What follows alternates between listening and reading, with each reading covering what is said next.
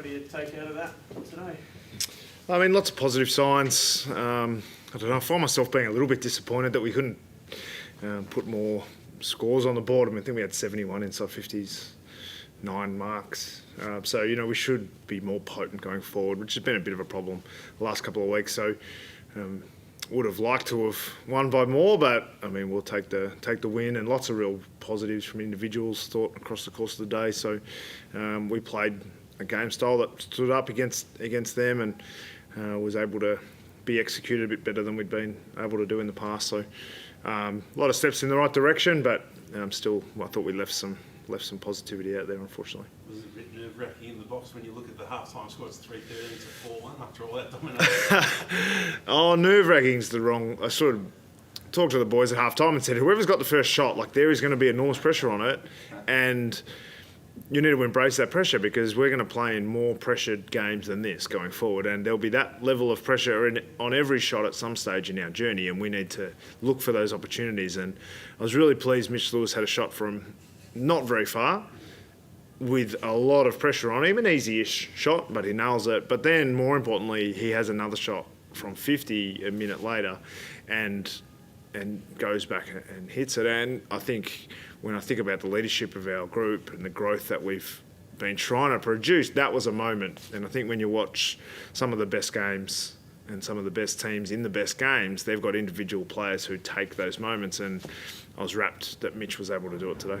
Sam, I know you probably don't want to compare yourself too much to other clubs and you're worried about what you're doing, but is it satisfying that you've peeled the list back a lot sooner than what North Melbourne did, and you find yourself in a position like today where you're comfortably ahead of them? I think they've obviously had some injuries and some other aspects that have happened to them, and everyone's list build is different, and their supporter base and all those things are very, very different. And I think the thing with us is we were really clear, really transparent of what we're trying to do, and we know that we did strip the list back, and what that meant was that we were going to have some inconsistency, and we've seen that across the course of this year, of course. And I think in the last 2 games we've played a much better brand of football. Now, we didn't win last week against GWS, who again proved that they've done it pretty quickly with a fair bit going their way, and we're able to produce a high level of pressure and intent today as well. But we weren't able to do it for the 2 games before that, and so where we're at in our journey is we need to start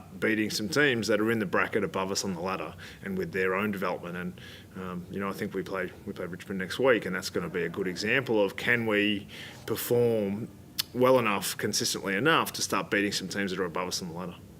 It's about James Walker this year. 18 rounds down to big sample size. He's back to that 2019 form. How have you got him going again to the point where he's done it now for 4 months?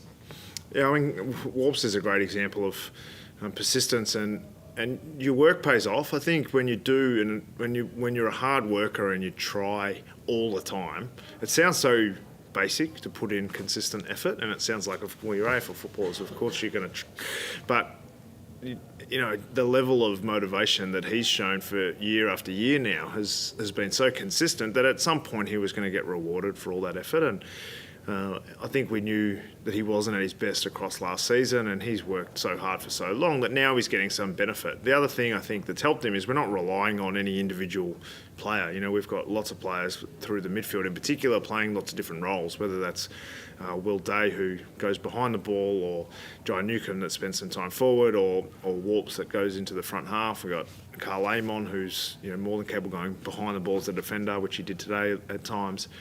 I think the lack of having to rely on individual players through the midfield has really helped us, and I think Warps has been one of the beneficiaries of not everyone relying on individual players but relying on the system.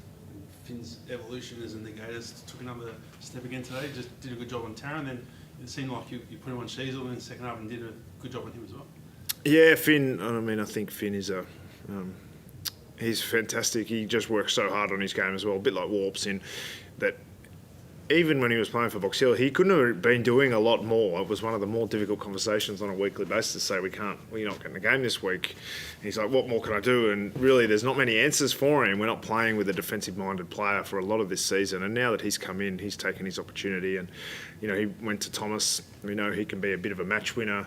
And then Sheasel was getting a bit out of hand with his ball use. So he went to him for a period. And then in the end, he just played he just played on the wing and was able to get involved in the game there. So I think both of those guys, both Finn and Warps, their stories I'll be telling to the rest of our players to say, when you really work hard for long periods of time, the benefit comes. Is there any concern with Fergus, or like he had that sort of little setback, then he ended up coming back on, subbed out eventually? Is it? No, I'm not sure. I haven't spoken to him since the game. He said he was pretty sore and not moving too well once he got subbed out. But he tried to soldier on, and it was a half a tactical, half. It was. He could have kept playing if we really had another injury or something like that. But I think he was probably a bit more relieved than anything that he got subbed out, because he was really trying to get his body keep going. And half time didn't do him a lot of favours with the cooling down. So we'll assess him during the week and see how he goes. How do you assess Denver? I mean, I know we ask you about him all the time. There's so much interest in him. How do you assess him when he came on? He does some really good things. I think he obviously had a couple of shots of goal today. He competed really well. He had a couple of defensive efforts that were really good. I mean, I didn't think he was overly involved. He only played sort of a quarter and a half, and it'll know much more once we start looking at the tape. But I think he's learning an enormous amount. And the thing with Denver is, we know he's going to be a good player, and our battle is how do we get him there. He's still not as physically capable. A guy like Josh Weddle comes in and he's physically ready to play the game. Now, he hasn't got the experience, and he makes some mistakes in other aspects, but not physical ones. Whereas I think with Denver, he's still getting his body, he's still growing physically, and that once that all comes together, then we expect him to be a very good player. But how we get him there, playing a bit of forward, a bit of back, is what we think's best for him today. And I think he was okay, but without dominating. Sam Frost can be a bit of a whipping boy for you guys, but did a pretty good job on one of the best forwards in the game today, didn't he?